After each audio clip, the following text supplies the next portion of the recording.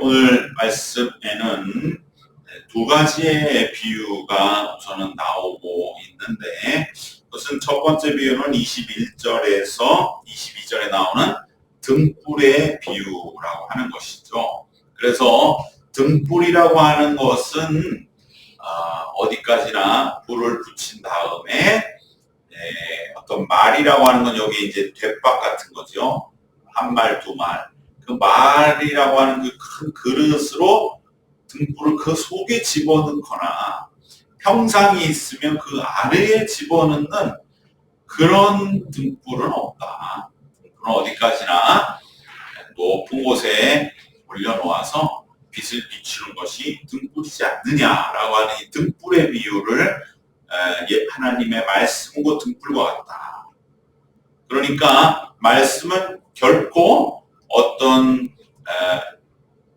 남들이 가리워서 보이지 않는 무슨 평상 아래나 말 아래 결코 말씀은 거기에 머물러 있지 않고 말씀은 반드시 높은 곳에 빛을 비춘다.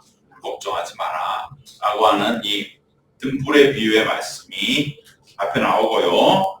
그 다음에 이제 중간을 띄고 23절에서 25절을 띄고 26절에서 마지막 29절에는 바로 씨가 자라는 비유.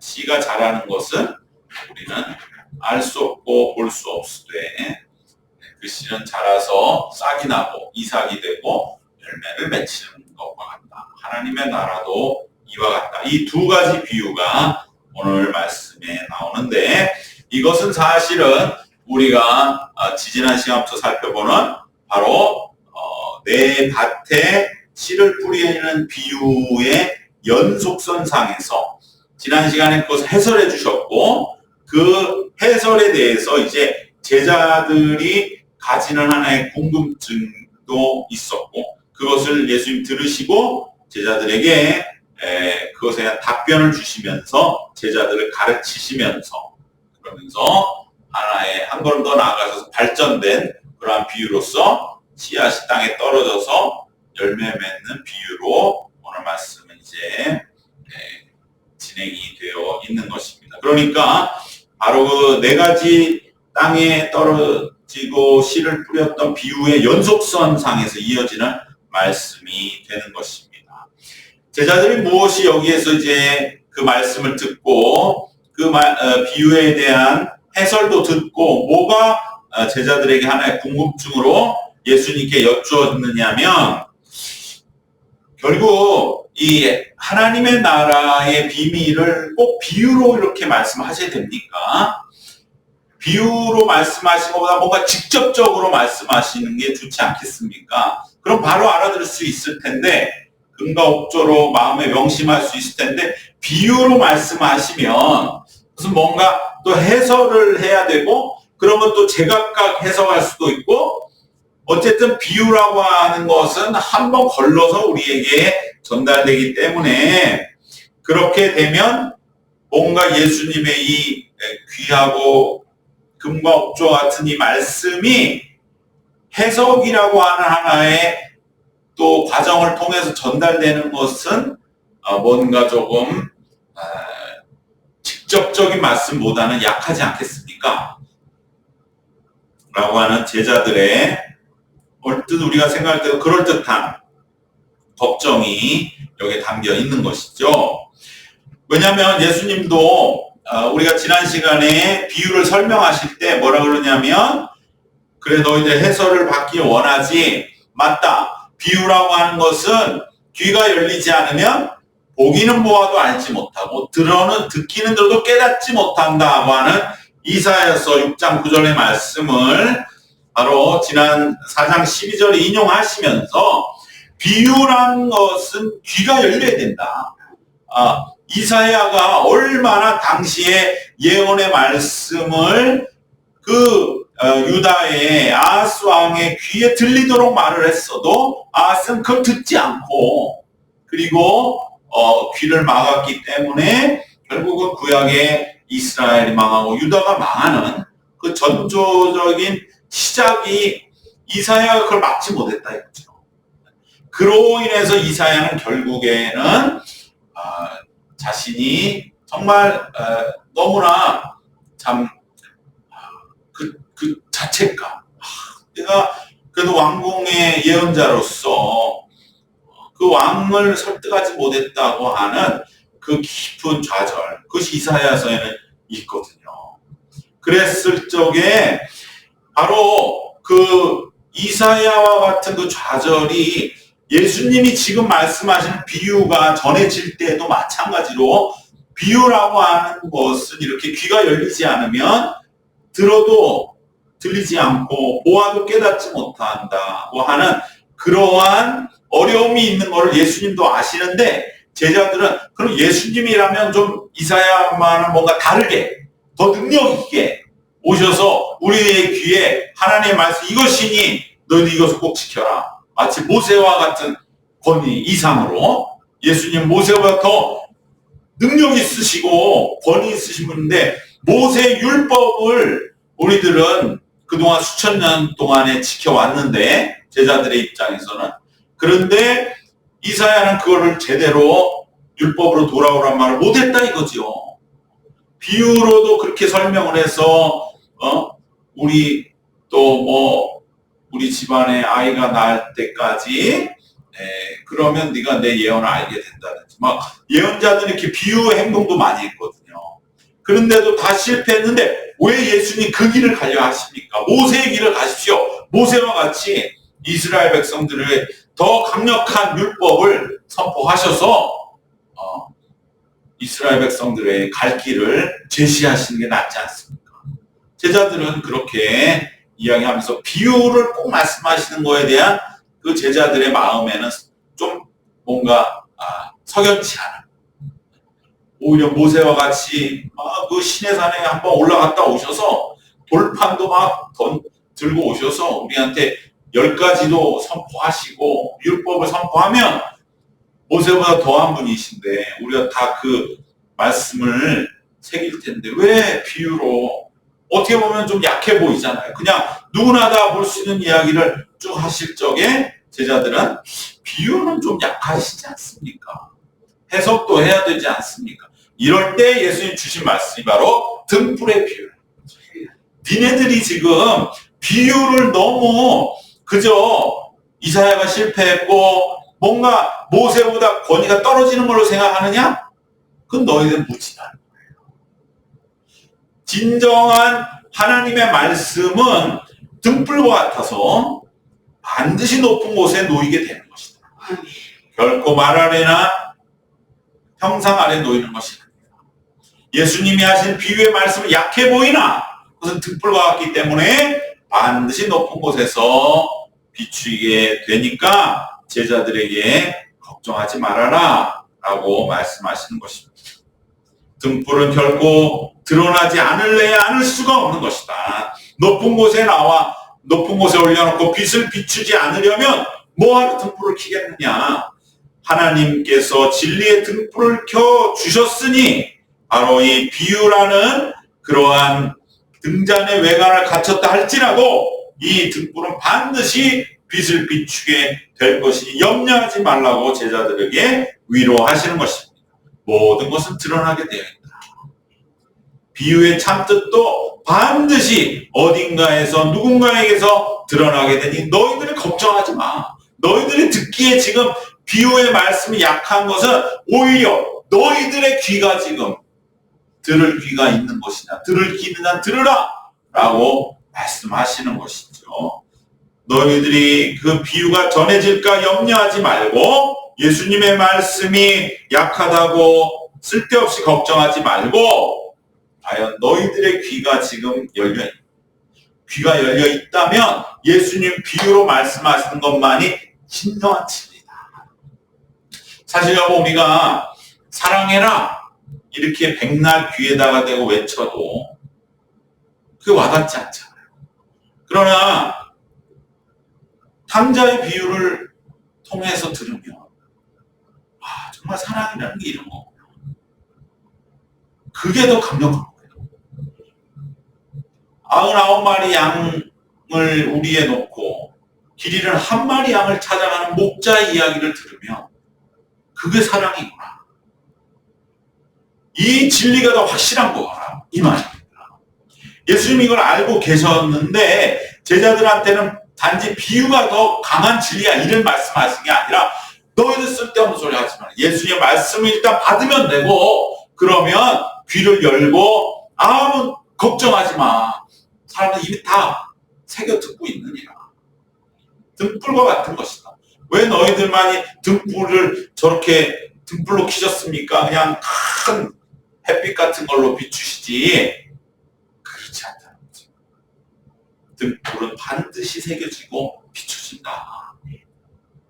그래서 예수님은 바로 이 비유의 참뜻도 반드시 드러나게 되니 걱정하지 말고 비유가 강력하게 모든 사람의 마음에 전해질까 하는 그런 쓸데없는 염려하지 말고 다만 중요한 건 뭐냐?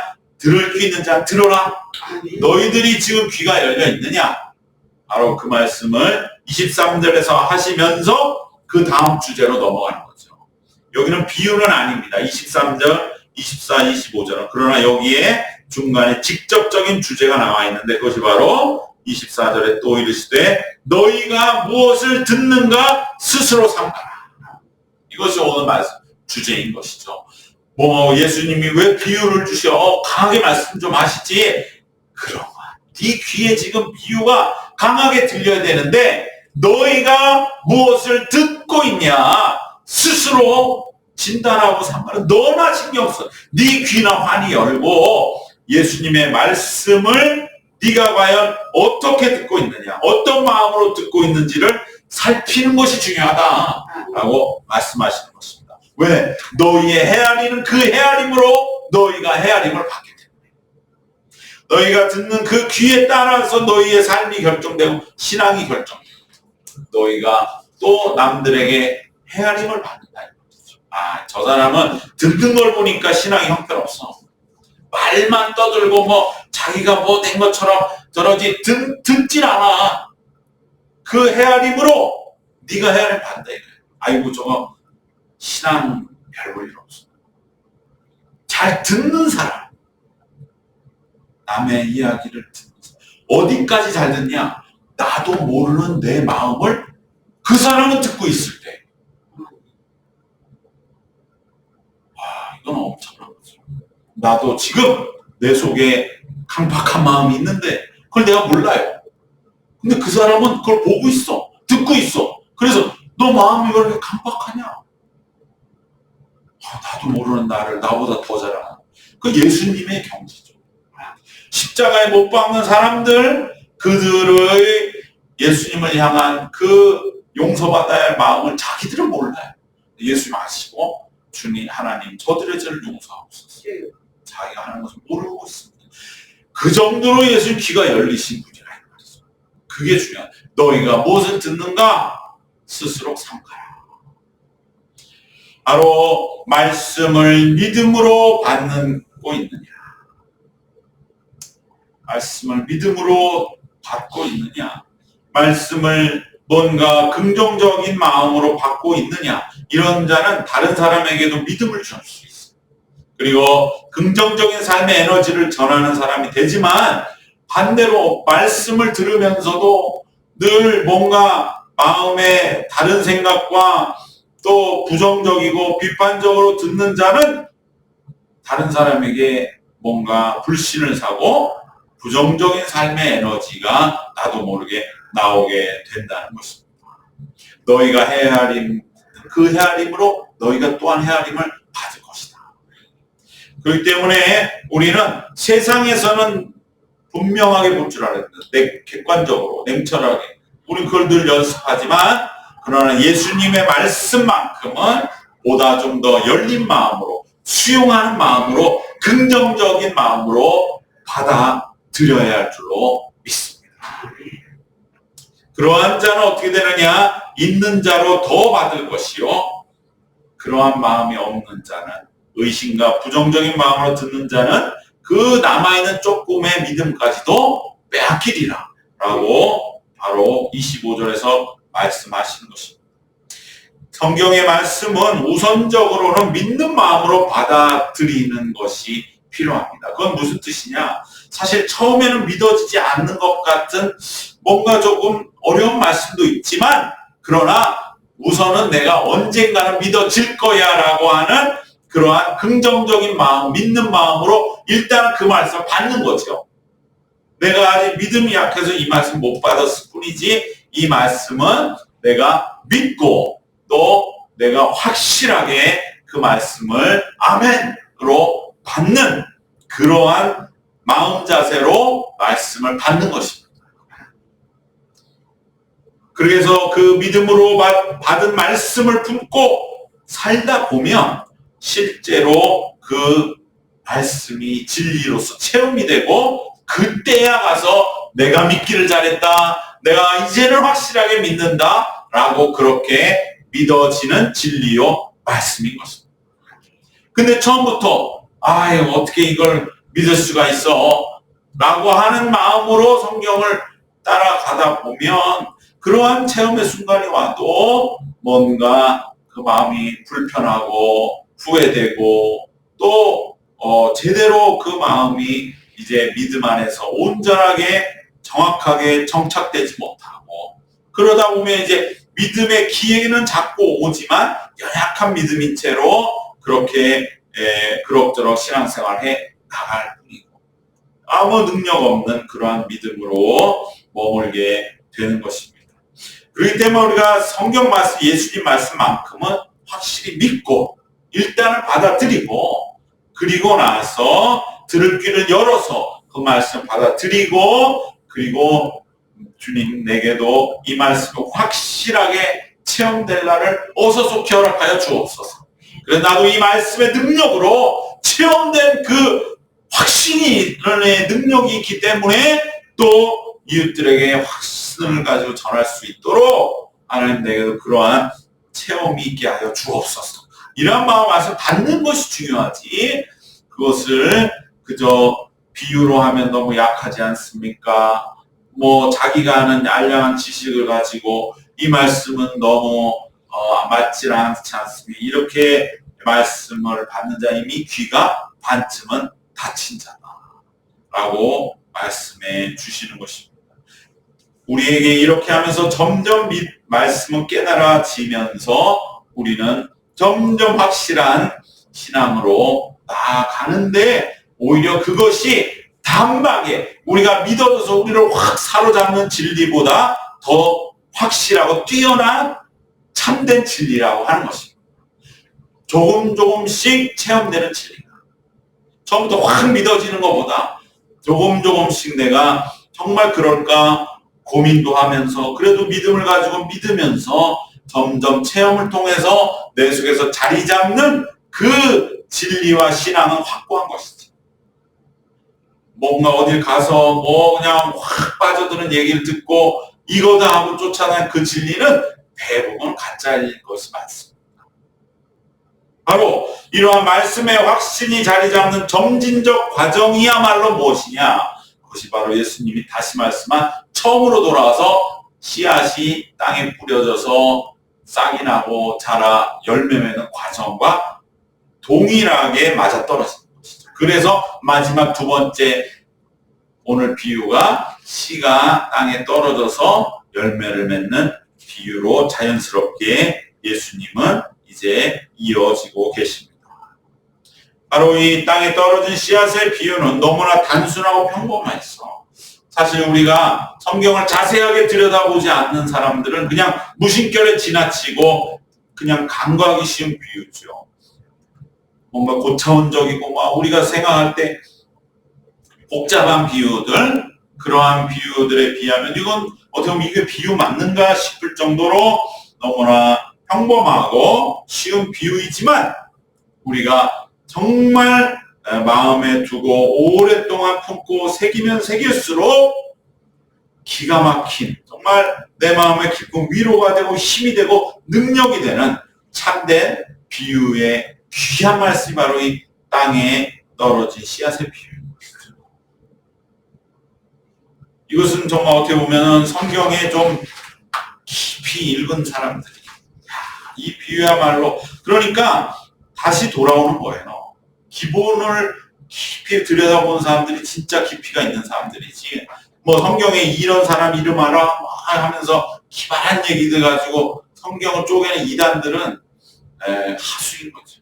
그러나 정말 이 비유는 얼마나 깊은 의미가 있습니까? 우리가 앞에 첫 번째 비유를 말하면서도 언뜻 한번 말한 적이 있는 것 같은데, 우리는 땅에 한 알의 미랄이 떨어지면 겉만 본다 이거죠.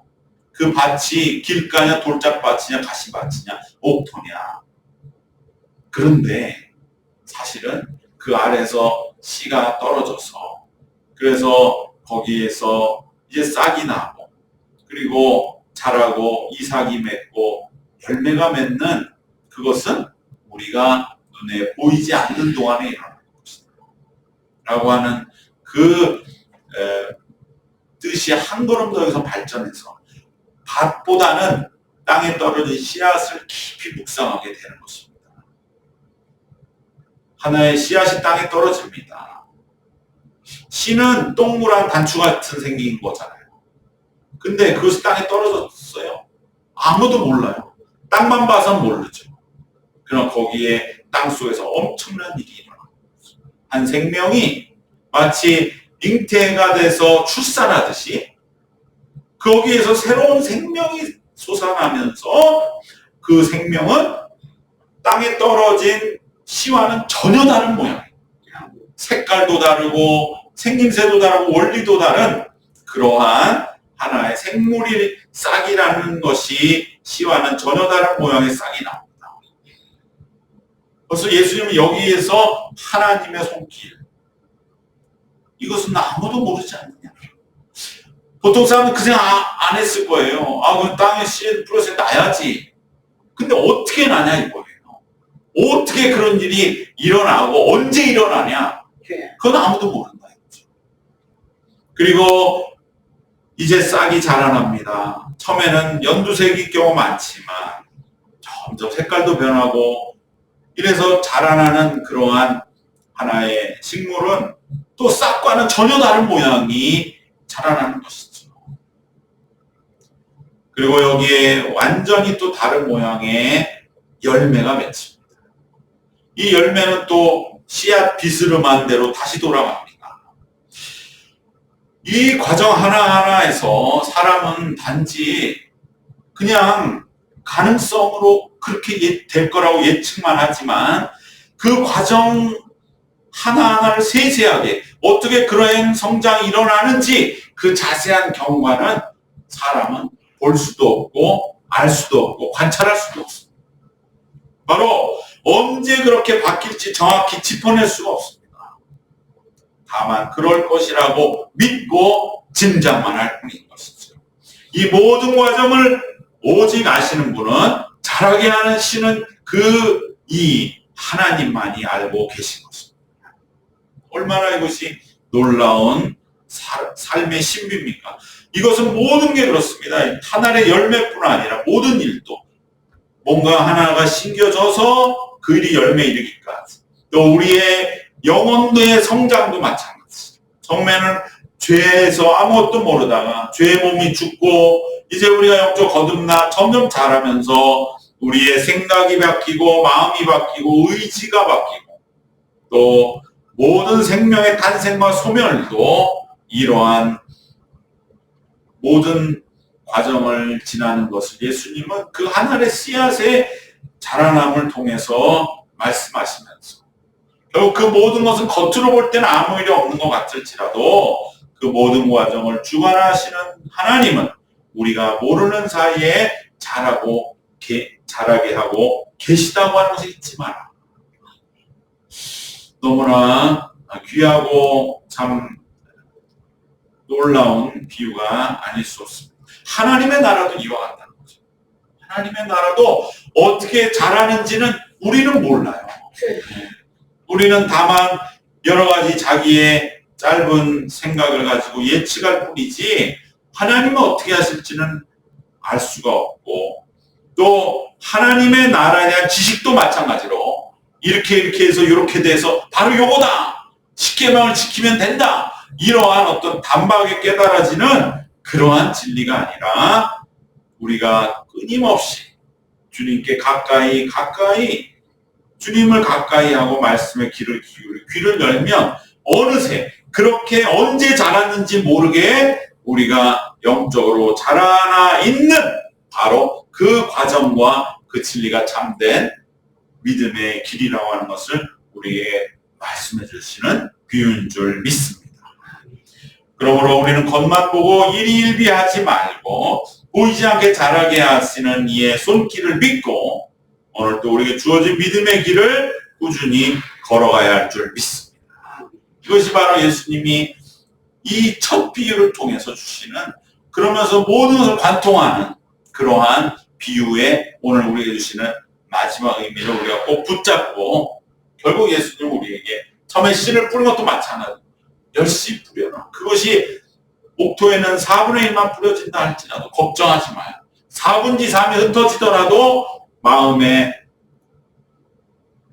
어려움 갖지 말고 열심히 뿌리고, 또 그것이 뿌려져서 자라는 것도 우리의 손으로는 할 수 없는 것이다. 오직 하나님이 하시는 것이니 걱정하지 마. 하나님의 나라는 너희가 모르는 사이에 이루어져 가고 있느니라. 다만 너희는 귀를 열고 하나님의 말씀을 듣고 믿음을 가지고 그 말씀 내 삶에 체험되는 그날을 향해서 끝까지 귀를 열고 주님의 말씀으로 늘 깨어있으라고 우리에게 주시는 비유를 오늘 우리는 함께 이제 마무리하게 되는 줄로 믿습니다. 오늘 말씀 세 가지로 결론을 맺겠습니다. 비유라고 할지라도 등불과 같이 하나님의 뜻은 반드시 퍼져나가고 전해지는 줄로 믿습니다. 염려할 것 없다, 이 말을 우선 예수님 하셨고, 두 번째로 우리가 마음 쏟아야 할 것은 그러면 과연 나는 무엇을 듣고 있는가? 바로 24절 말씀같이 또 이르시되 너희가 무엇을 듣는가 스스로 삼가라. 너희가 무엇을 듣는가 스스로 삼가라 는 점을 우리들 감찰해야 할 줄 믿습니다. 마지막 세 번째로 내게 떨어진 씨앗, 하나님의 나라는 내가 미처 모르는 사이에 자라고 있음을 믿으시고 꾸준히 나의 이 영적인 성장을 위해서 내가 눈앞에 지금 보이지 않는다 할지라도 너무 그거에 실망하지 말고 하나님의 나라 우리가 모르는 사이에 지금도 이루어져 가고 있다. 이 믿음을 가지고 내게 주어진 신앙의 성장을 위해 길을 걸어가는 우리 모두 되시기를 주님의 이름으로 축원합니다. 기도하겠습니다. 하나님 감사합니다. 하늘의 진리가 우리의 생각을 때로는 염려시키는 것이 아니라 오히려 내 자신이 그 말씀을 어떻게 받고 있는가를 더욱더 우리들은 감찰함으로 우리에게 참된 믿음과 신앙의 길을 걸어가도록 하나님들 우리의 귀를 열어 주시옵소서. 그리하여 우리에게 떨어진 믿음의 씨앗이 우리가 때로는 우리 눈으로 볼 때에 아무 일도 없는 것 같고 또 여전히 오래 기다려야 하는 것 같을지라도 땅속에서는 이미 자라나고 있다고 하는 것을, 하나님의 역사는 이루어져 가고 있다고 하는 것을 믿는 믿음을 향한 우리의 길을 활짝 열어주셔서 아무 염려 근심 없이 주님께 모든 것을 맡기고 오늘 내게 주어진 이 하나님의 말씀의 씨앗을 열매 맺는 그날까지 잘 튀어나갈 수 있는 저희들이 되게 하여 주시옵소서. 주님 지키시고 인도하심 믿사옵고 예수님의 이름으로 기도드리옵나이다. 아멘.